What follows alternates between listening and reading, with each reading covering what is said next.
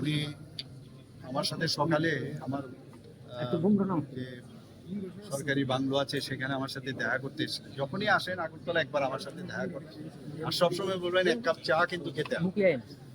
তো উনি আসেন, সেদিনও চা খেয়ে গেছেন। আমি বললাম তোমার শরীর কেমন আছে? বলে আমার শরীর কি হয়েছে, আমার তো খুব ভালো। তো বলে উনি চলে গেলেন। এরপর একটা প্রোগ্রাম ছিল, সেখানেও উনি গেছেন। আমি দেখলাম যে বৃক্ষরোপণের একটা প্রোগ্রাম, আমি দেখছিলাম পরবর্তী সময়। তো সেইখান থেকে হঠাৎ করে খবর এলো কি, উনি যখন ট্রেনে যাচ্ছিলেন, বাথরুমে, টয়লেটে, ওয়াশরুমে যাচ্ছিলেন, সেখানে উনি হঠাৎ করে আনকনসিয়াস হয়ে পড়ে গেছেন। তো বিকেলবেলায় সেখান থেকে তাড়াতাড়ি করে ত্রিপুরা মেডিকেল কলেজে নিয়ে যাওয়া হয়। আমি খবর পেয়ে এবং আমি সমস্ত আমাদের যারা সহকর্মীরা আছেন তাদেরকেও বললাম। তো আমি সেখানে গেলাম, টিএমসিতে গিয়ে ডাক্তারবাবুদের সাথে কথা বললাম কি হয়েছে। বললাম মস্তিষ্কে পুরো ব্লাড জমে গেছে, অর্থাৎ কার্ডিওভাস্কুলার অ্যাক্সিডেন্ট যেটাকে বলে, পুরো মস্তিষ্কের মধ্যে ব্লাড চলে এসছে এবং ইমিডিয়েটলি অপারেশন করতে হবে, আদারওয়াইজ সমস্যা হবে। তো গ্রিন করিডোর করলাম, আপনারা সবাই জানেন, যাতে রাস্তায় কোনো অসুবিধা না হয়, সময় কম। তো সব ব্যবস্থা করে আমি নিজে এসকর্ট করে ওনাকে নিয়ে এসেছিলাম। আসার পরে তো অপারেশনও হলো, সমস্ত ব্লাডও বের করানো হলো এবং এখানে দুদিন ছিলেন।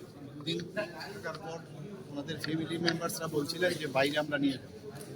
তো আমরা বলছিলাম যে একটু সেটেল করলে নিয়ে গেলে ভালো। তো তারা বলছেন যে না, আমরা যেভাবে হোক নিয়ে যেতে চাই, আমরা সময় নষ্ট করতে চাই। যাই হোক, ওনাদের তো আমাদের দেখতে হবে, ওনাদের যে ইচ্ছে, সেই ইচ্ছা পূরণ করার জন্য আমরা ওই দিনেই, পরের দিন মানে দুদিন বাদে আমরা সব ব্যবস্থা করলাম। এয়ার অ্যাম্বুলেন্সে ওনারা যে হসপিটালে বলেছেন সেই হসপিটালে নিয়ে গেছি এবং যে ডাক্তারবাবু অপারেশন করেছেন তার সাথেও মানে আমি নিজেও কথা বলেছি কয়েকবার যে কি হয়, আমরা এই করেছি, আপনি দেখুন। তা বললেন না, whatever you have done, it is done correctly, বাকি আমরা দেখছি।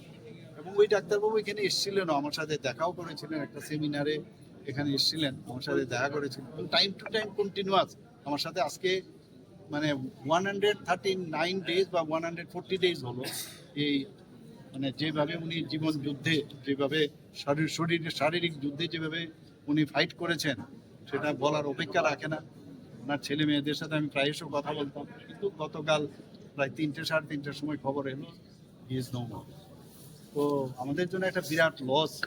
এবং আপনারা জানেন, ও এক তো শুধু উনি আমাদের পার্টির একজন বরিষ্ঠ যে নেতৃত্ব না, উনি কিন্তু এখানে স্পিকার হিসাবে ওনার যে দায়িত্ব সেটা আমরা দেখেছি।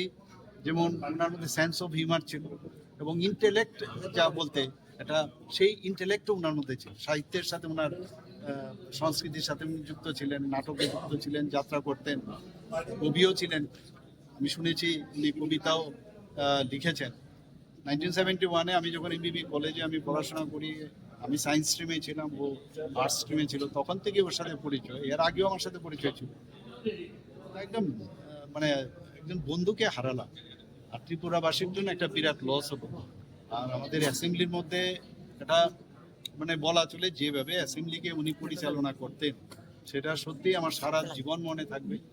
এবং এরকম একজন বন্ধু আমরা হারালাম। ত্রিপুরা মানুষের তো লস হলেই, ব্যক্তিগতভাবে আমার একটা বিরাট লস হলো। আমি যেখানেই যাক, যেখানেই গেছেন, আমি ভগবানের কাছে প্রার্থনা করি আর তার সদ্গতি কামনা করি।